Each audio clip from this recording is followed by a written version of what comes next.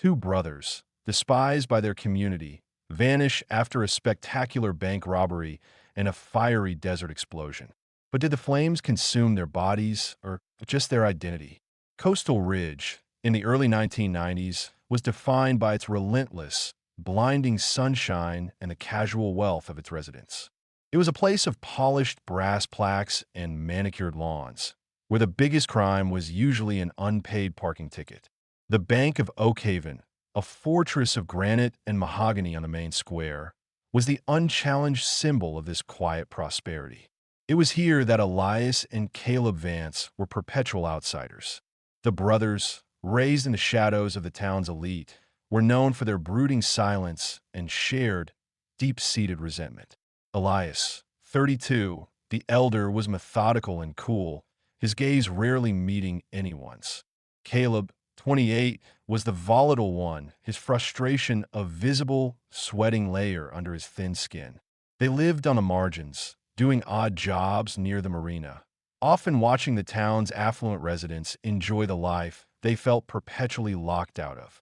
June 14th, 1993, 10 a.m. The scent of salt and hot tar hung heavy in the air. Elias was meticulously coiling a length of rope in the belly of an old, fiberglass fishing boat named the Stray. Archive. Photo description: a grainy, slightly blurred photograph taken from a distance. Two men, heavily shadowed, load a large canvas duffel bag onto a small, faded blue motor yacht. The timestamp, barely legible, reads June 14th, 93, 9:48. Caleb sat on the dock, lighting a cheap cigarette. "You sure about this, Eli?" $3 million. It's not a fender bender. His voice was tight, a low rasp against the creak of the hull. Elias didn't look up, his movements precise. "It's the only way out, Cal. They think we're nothing. They'll never look for us where we're going." The words were low, almost whispered, yet they carried the weight of a decade of quiet fury. The Bank of Oakhaven was quiet. Only 3 customers were inside, alongside the manager and 2 tellers. Evelyn Hayes, a seasoned teller of 52, was precisely organizing her cash drawer, the rhythmic click of bills a familiar, comforting sound. She remembered the strange smell of ozone just before the main doors burst open. 10:27 a.m. 2 men in dark, ill-fitting ski masks, brandishing heavy-duty handguns, stormed the main lobby. The sound of the younger one's panicked shouting echoed off the marble floor. Elias, the presumed leader, moved with chilling efficiency, his voice flat, demanding compliance. "Everyone on the floor. Now. No heroes." Evelyn, trembling but focused, followed the protocol ingrained over 20 years. Her fingers fumbled to hit the silent alarm under the counter, a small, sticky button under a flap of worn paper. She never knew if it worked. Transcript: bank surveillance audio. Partial: 10 hours, 29 minutes, and 45 seconds. Voice 1, Elias, calmly move. Vault. Caleb, the drawers. Fast. Voice 2, Caleb, breathing heavily, agitated. Where's the damn key? Voice 1, protocol. It's on the wall hook. Stop shaking, Cal. Sound of glass shattering, followed by a muffled thud. Voice 2, I'm not shaking. Let's go. The entire operation lasted exactly 10 minutes and 20 seconds. The robbers didn't take the full reserves. They targeted the immediate cash and the contents of safe deposit boxes accessible in the main vault area, roughly $3.1 million in total. They grabbed their heavy, overstuffed duffels and vanished through the back entrance, leaving behind the acrid smell of fear and gunpowder, and a stunned silence that was worse than the noise. The immediate police response was delayed by a critical failure in the silent alarm system. Evelyn's button press had, unknowingly, short-circuited the external line. By the time the call came in from a terrified customer who had managed to crawl out, the Vance brothers were already speeding away in the Stray, hugging the coastline, aiming for the border 50 miles east. Detective Sergeant Marcus Thorne, a man whose face looked carved from granite and who smelled permanently of stale coffee, was the first senior officer on the scene. He surveyed the wreckage of the bank lobby, noting the precision of the robbery contrasted with the younger brother's clear panic. The sensory details were confusing. One robber was a professional, the other was an amateur. They used a boat, Thorne stated, watching the yacht's wake disappear on the horizon through the manager's dusty window. Ambitious and stupid. We'll have every patrol boat from here to the territorial waters on them in an hour. The brothers, however, were not heading for open sea. Their route was a pre-planned, intricate sequence. 2 hours later, the Stray pulled into a secluded, long-abandoned dock near the industrial ports of New Haven Bay, 30 miles from Coastal Ridge. The younger brother, Caleb, jumped onto the wooden pier. He quickly and shakily untied the boat. Recollection: Evelyn Hayes, years later. I remember the smell of him. Not like sweat, but like sea air and cheap cologne. He was trying to breathe normally, but he was failing. He was drowning in it, whatever it was. Elias was already pulling a large, heavy-duty tarpaulin off a beat-up, rusty box truck parked next to a stack of shipping containers. The truck was old, a decommissioned 1970s delivery model, painted a flat, nondescript gray. The smell of old engine oil and rust was overpowering. The yacht gets towed by the tide, Elias instructed, throwing the duffels into the back of the truck. Any witnesses think we went south. We go north. Get in, Cal. We have 30 miles of open road before the main highway checkpoint. June 14th, 1993, 3:15 p.m., 30 miles north of the drop-off point. The terrain changed abruptly from marshland to sparsely populated desert scrub. The heat was stifling, the air thick with dust. The gray box truck, traveling at a high speed, suddenly veered sharply. A blinding flash lit the horizon, followed by a concussive boom that rattled windows 5 miles away. A massive fireball erupted from the truck, turning the old vehicle into a twisted, smoking ruin that burned fiercely for hours. Witnesses, a pair of road maintenance workers, called in the explosion, reporting a catastrophic vehicle failure. When Detective Thorne and his new partner, the earnest and tech-focused Detective Elena Ruiz, arrived on the scene, the air still smelled of burnt metal and gasoline. The wreckage was horrific. The truck's cabin was almost completely incinerated, the metal twisted like foil. The official version of events began to form almost instantly. The robbers, overloaded with cash, had used an unstable, ancient vehicle, and a faulty fuel line or electrical surge had caused the catastrophic, fatal explosion. Case closed, tragically, but 3 things bothered Thorne.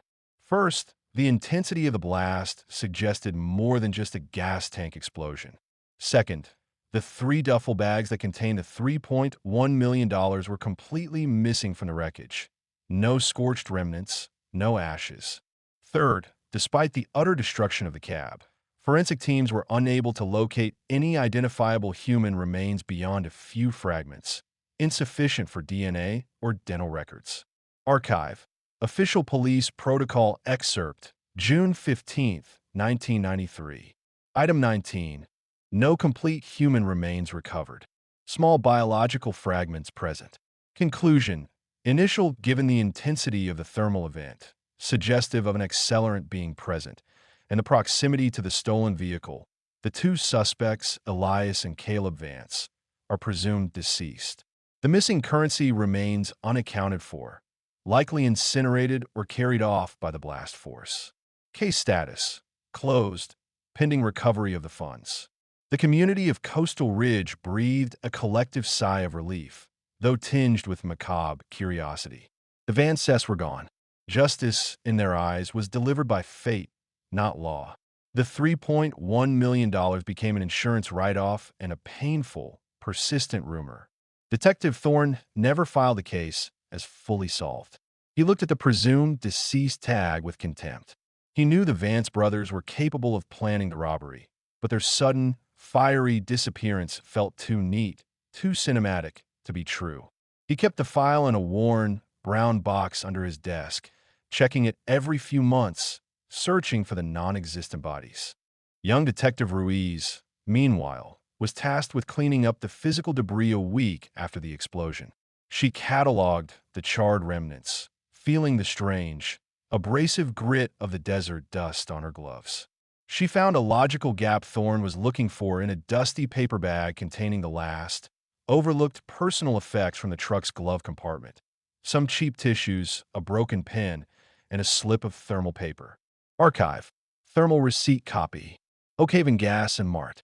44 Main Street. Coastal Ridge, ID 0012. Date, June 14th, 93. Time, 12:45 p.m. Fuel, regular 15.0 gallons. Total, $19.95. Trans, ID 41,920. The receipt, a thin, almost ephemeral piece of evidence, was a physical impossibility. The explosion occurred at 3:15 p.m., 30 miles into the desert. The getaway plan required the brothers to immediately board the yacht, sail, and then switch to the truck at the docks, which was 40 miles away from Coastal Ridge.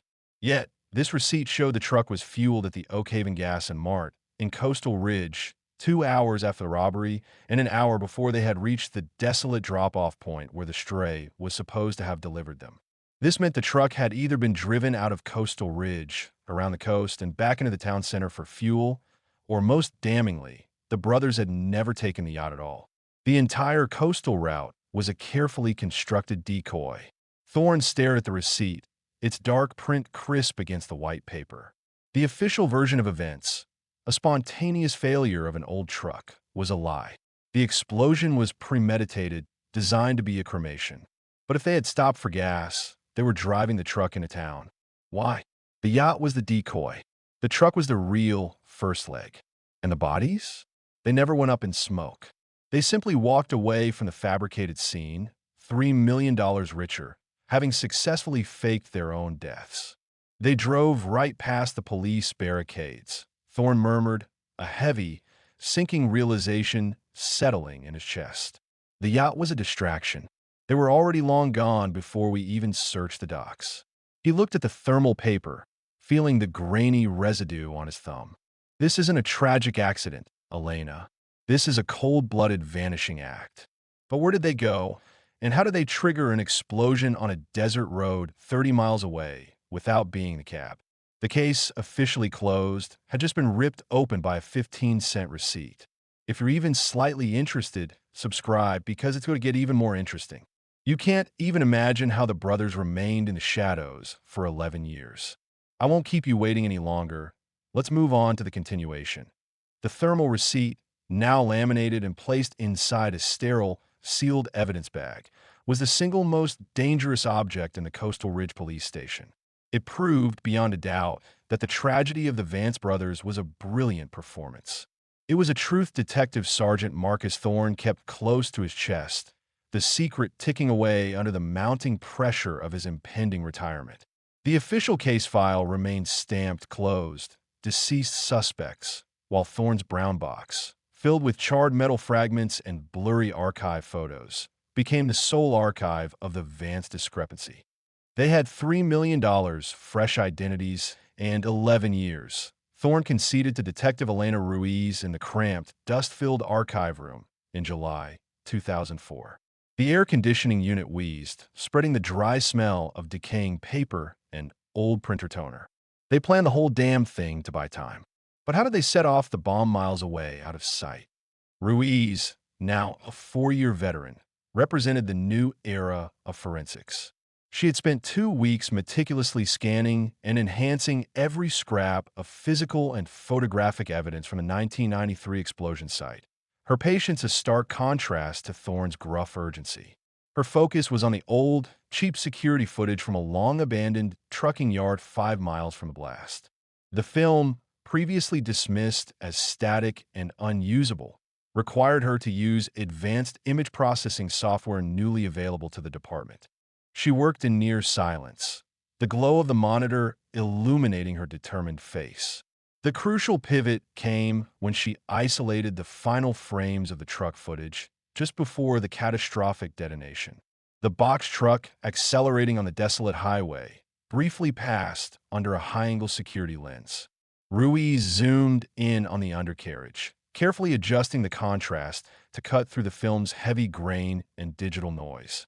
It was there, a sliver of metallic paint glinting near the truck's rear axle, a tiny anomaly that lasted less than half a second. It was far too small and structured to be debris. Archive, Digital Forensics Report, July 2004, Ruiz. Analysis, Reevaluation of security footage camera ID. A4 reveals a small, metallic object attached to the undercarriage of the box truck approximately 1.5 seconds before detonation.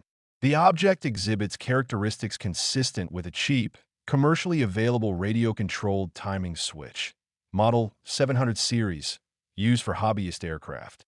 The metallic object confirmed Thorne's darkest suspicion. The explosion was not an accident.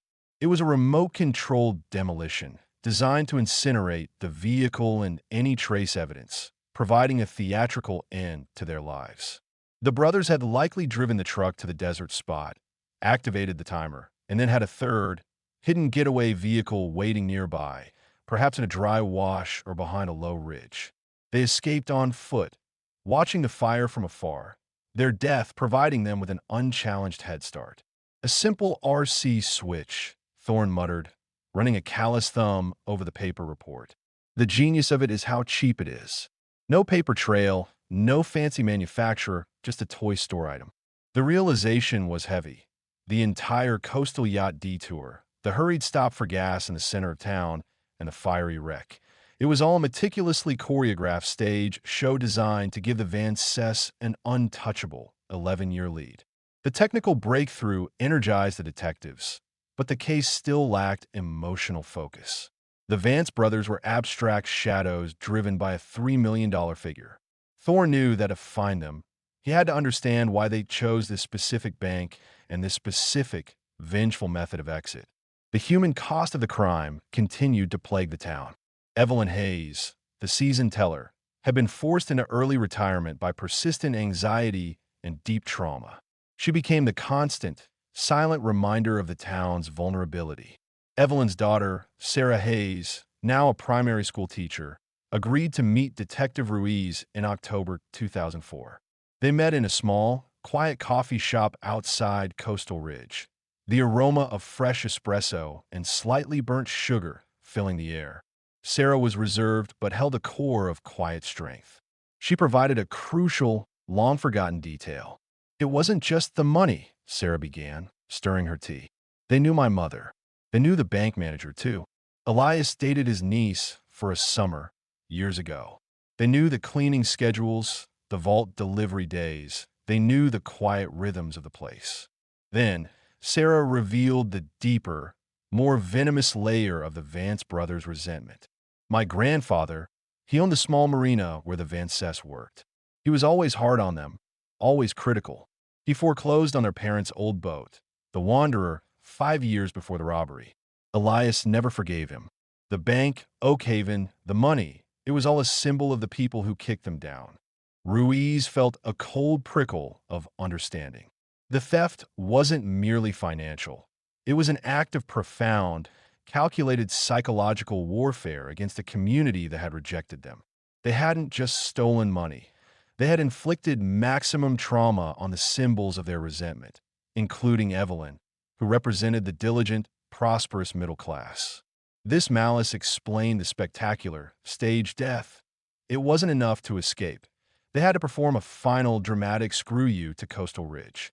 They used their own pain as fuel, Ruiz murmured, realizing the depth of the case's complexity. They didn't want luxury. They wanted revenge and erasure. This shift in motive, from greed to resentment, changed the search parameters entirely, moving the focus away from exotic resorts and toward places offering anonymity and cheap, permanent camouflage. The renewed investigation now focused on the escape immediately following the explosion. Thorne and Ruiz flew to the industrial docks of New Haven Bay, where the yacht, the Stray, was abandoned. They tracked the ownership of the gray box truck and eventually interviewed the elderly, retired foreman of the shipyard, who, under pressure from a decade-old memory, finally cracked. December 2004.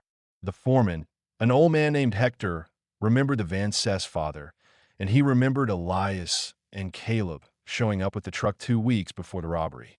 Hector had been quietly slipping into financial hardship, a fact Elias had exploited. Transcript. Interrogation of Hector Rivera, December 12th, 2004, Thorn. 2 weeks before the fire, Hector. Elias brought the gray truck here. What did he pay you to do? Hector, voice low, hesitant, he paid me $50,000. Cash, to have a container ready. Sealed, with an exit route cleared. The truck, it was placed inside the container. They never left the docks in the truck. They left in my old cargo van. Ruiz. They put the truck in a shipping container, but the explosion happened 30 miles north on the desert road. Hector, I didn't ask.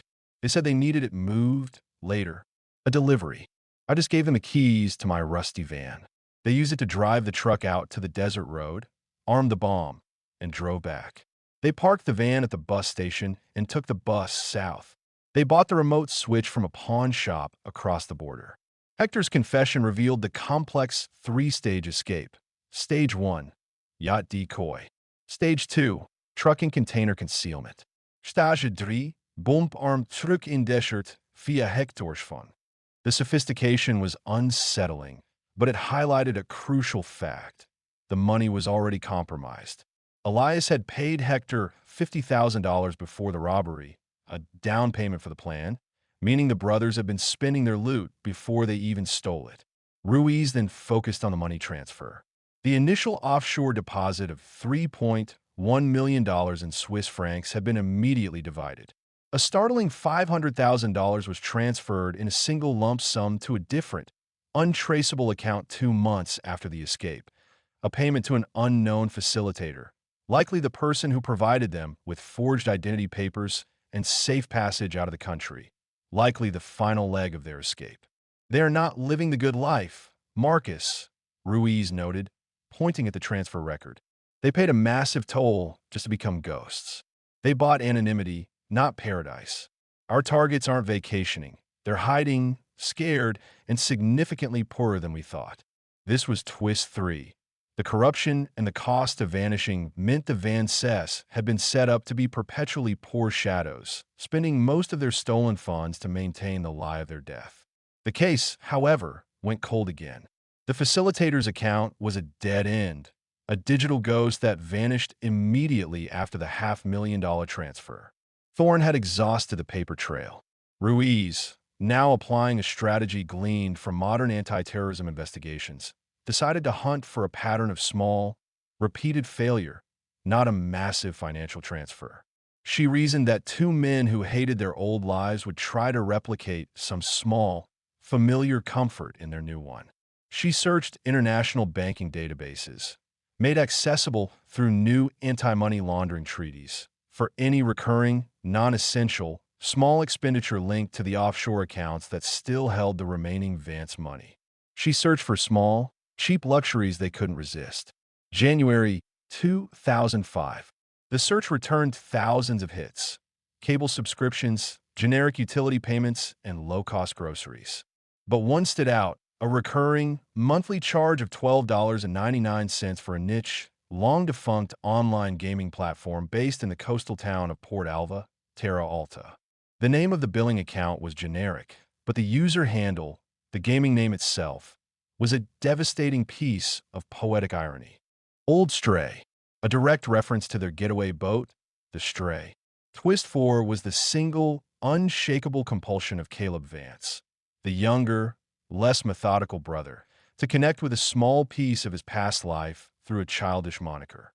The IP address linked to the monthly payment traced back to a small, rundown apartment building near the seafront market in Port Alva. It was a place where the scent of hot seafood, diesel fumes, and poverty mingled, far from the polished wealth of coastal rich. November 2005. Detective Thorne and Sergeant Ruiz, now working with local Terra Alta Police and Interpol, arrived in Port Alva. The air was hotter, saltier, and the pavement stickier than Coastal Ridge. The town was sprawling and faded, a perfect place for ghosts to walk. The apartment building was painted a depressing ochre, peeling in the tropical humidity. The local police confirmed the presence of 2 older men matching the vague descriptions of the Vance brothers. one quiet and stoic, the other jumpy and prone to coughing fits. They had been living under the names Elliot Smith and Carl Benson, their forged documents aging poorly, just like them. The arrest was anticlimactic, a quiet surrender. They were sitting on a dilapidated balcony, a cheap plastic chest set between them, their faces etched with the deep, corrosive exhaustion of perpetual fear. The salt air and their own isolation had successfully aged them, making Elias look at least 10 years older than his 45 years. The interrogation, held in a sterile, poorly lit room in the Port Alva police station, was the culmination of 11 years of methodical searching.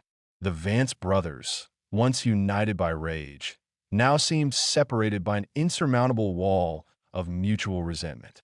The smell of dust and despair was overwhelming. Thorne, tired but resolute, placed the laminated thermal receipt on the table. Oakhaven Gas and Mart, 12:45 p.m., June 14th, 1993. The explosion was 3:15 p.m. You stopped in your hometown after the robbery. You never took the yacht, did you, Elias? Elias Vance, the planner, crumbled first, his voice hollowed out. The yacht was the distraction.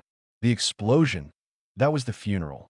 We drove the truck to Hector's container, put it inside, and drove his van out to the desert road. We armed the timer and drove away. We took a bus south into the city and met the facilitator.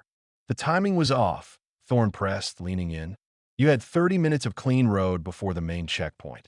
The RC switch had to be set for the final drop-off near the border. But it exploded early, Caleb. The younger brother, Caleb, who had been coughing into his hands, flinched violently at his name. He suddenly looked up, his eyes bloodshot, his composure finally shattering. This was the raw, pivotal moment. Transcript.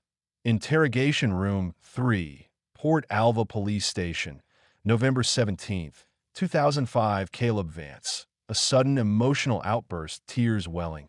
I had to. I was in the back of the van, driving. I thought I heard the siren, the whine of the motor launch. I couldn't breathe, detective. I just wanted the sound to stop, the fear to stop.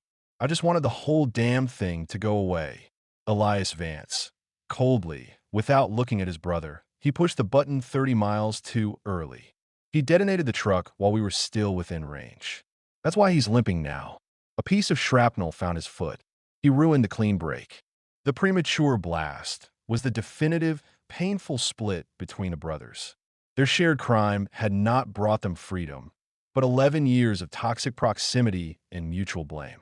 Caleb confessed that his impulsive detonation wasn't an act of calculated self-harm, but pure, paralyzing panic. He had traded his freedom for a persistent limp and a lifetime of Elias's silent contempt. Their life in Port Alva was not one of luxury. The initial $3.1 million, once converted, was reduced by $500,000 for the facilitator, over $1 million lost in poor, desperate investments designed to hide the money and constant payments to maintain fake documents. Twist 6. They weren't millionaires. The remaining recovered money, sitting in a sterile Swiss account, was less than $400,000, a miserable sum compared to the time and lives they had wasted. They had served their own prison sentence for 11 years, a self-imposed, silent punishment. In 2006, Elias and Caleb Vance were extradited back to the U.S. and convicted on multiple counts of armed robbery, conspiracy, and faking death. They received lengthy sentences, separated and stripped of the last vestiges of their shared identity. The two men, who had sought to destroy their old life with fire, found that the truth was far more enduring than the ashes they created. The recovery of the Van Cess and the subsequent recovery of the remaining $400,000 brought a powerful, if bittersweet, form of closure to Coastal Ridge. The money helped shore up the bank's losses and funded a new, state-of-the-art community center, a physical symbol of renewal over resentment. For Evelyn Hayes, the conclusion of the case brought the ability to finally look forward. She received a formal apology from the bank and a commendation from the police department for her quick thinking in trying to press the silent alarm, the act that ultimately led to the flawed escape timeline.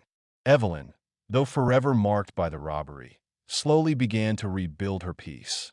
Sarah Hayes continued her teaching career, using her mother's story, without naming the family, to teach her young students about the true cost of moral choices and the long, slow shadow of consequence. She spoke of the man who ran, only to find himself imprisoned by his own guilt.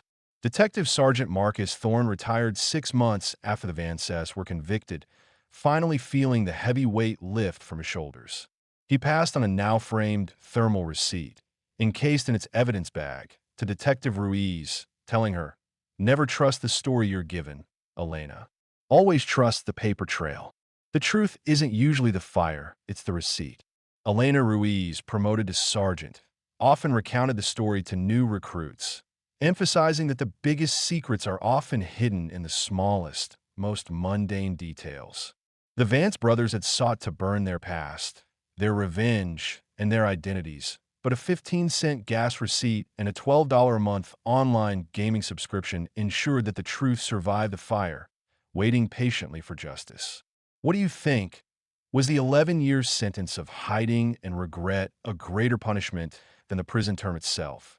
Leave your opinion in the comments below, and subscribe to our channel. It motivates us to make even better videos.